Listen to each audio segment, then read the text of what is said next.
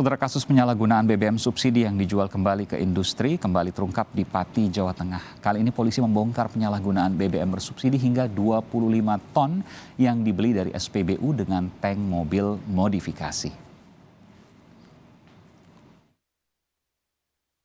Barreskrim Polri dan Kepolisian Daerah Jawa Tengah membongkar penyalahgunaan BBM bersubsidi dijual ilegal hingga 25 ton.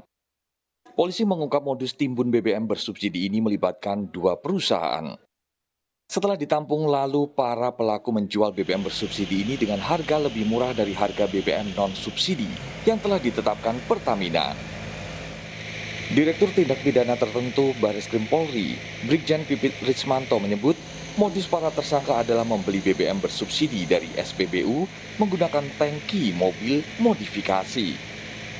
Dari beberapa perusahaan tersebut, yang saya sampaikan modusnya tersebut, ini kemudian dijual kembali untuk kepentingan non-subsidi atau kepentingan industri. Dalam hal ini ada sebagian untuk kepentingan kapal nelayan di atas 30 CT, Doston. Kemudian ada juga untuk kepentingan industri lainnya, seperti daerah-daerah tambang dan yang lain-lainnya.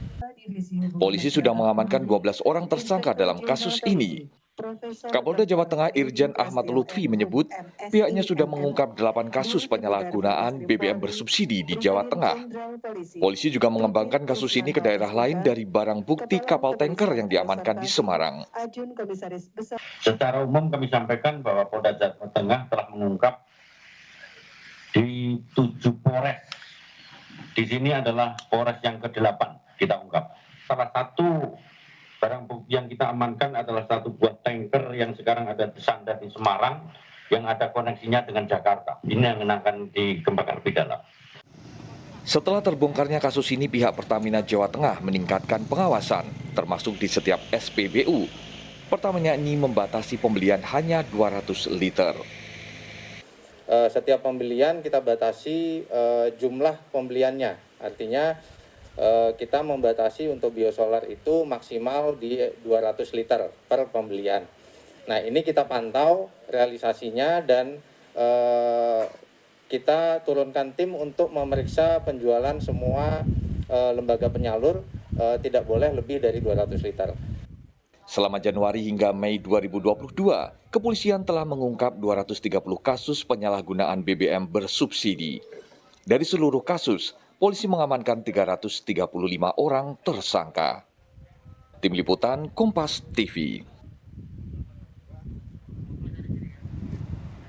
Saudara, apakah polisian menemukan indikasi kerjasama pihak SPBU dengan tersangka pembeli BBM subsidi dalam kasus ini? Bagaimana pengawasannya agar masyarakat tidak kesulitan mendapatkan BBM bersubsidi? Kita bahas bersama Direktur Tindak Pidana Tertentu Tipiter Barreskrim Polri, Brigadir Jenderal Polisi Pipit Rismanto.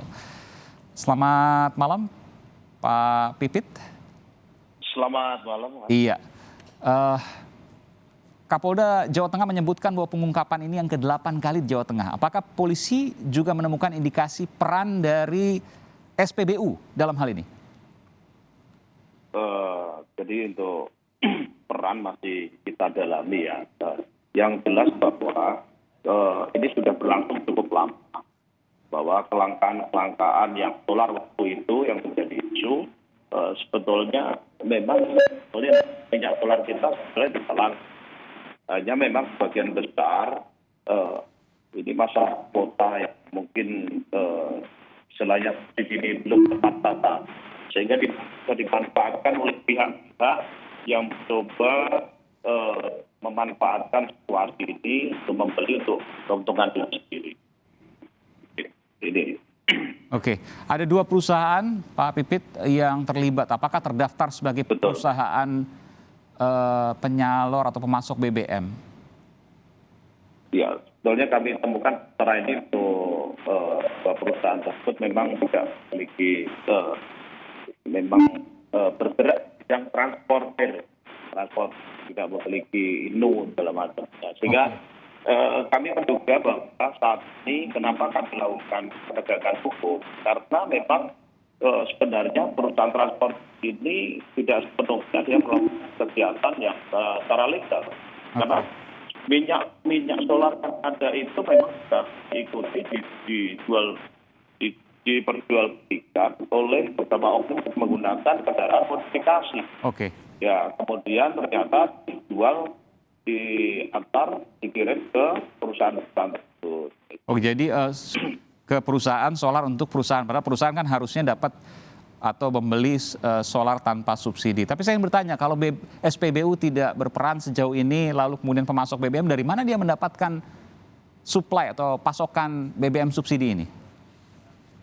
Ya, memang kalau menurut kami memang ini perlu pengawasan memang harus ketat dari Pertamina. SPBU ini kan harus diawasi. Karena mereka ini kalau kuotanya harus perlu dievaluasi kuota masing-masing SPBU ini. Kalau kuotanya tidak berlebihan, ini menjadi peluang bagi para pelaku untuk membeli barang subsidi namun jualnya ke industri dengan harga yang itu. Oke. Pak Brigadir Jenderal Pipit, bisa jelas mendengar saya? Terputus? Bisa. Oke. Ada berapa jumlahnya yang kami temukan, kan yang kami terima informasinya adalah 230 kasus BBM selama Januari hingga Mei 2022. Ini luar biasa, 5 bulan ada 230 kasus, banyak sekali. Betul.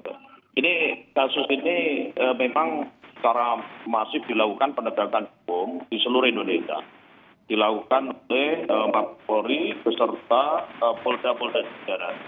Mereka sejak ada isu kelangkaan ini, makanya ternyata memang dengan adanya penegakan hukum yang dilakukan oleh Polri serta jajaran ini, ternyata hasilnya bahwa stok BBM ini masih ada.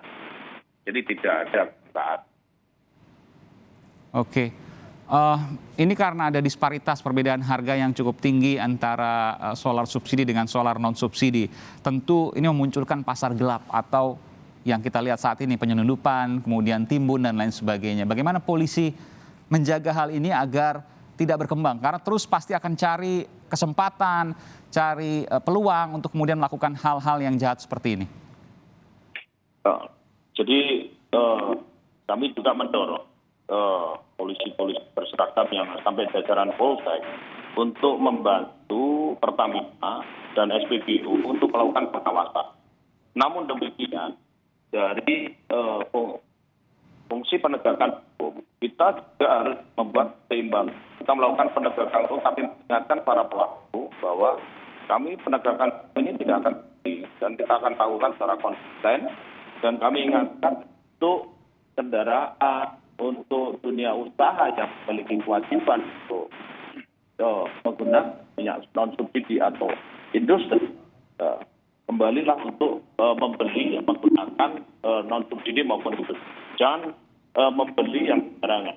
Dan kami akan melakukan penegakan hukum sampai kepada korporasi-korporasi yang diduga memanfaatkan minyak subsidi. Oke, artinya begini Pak Pipit.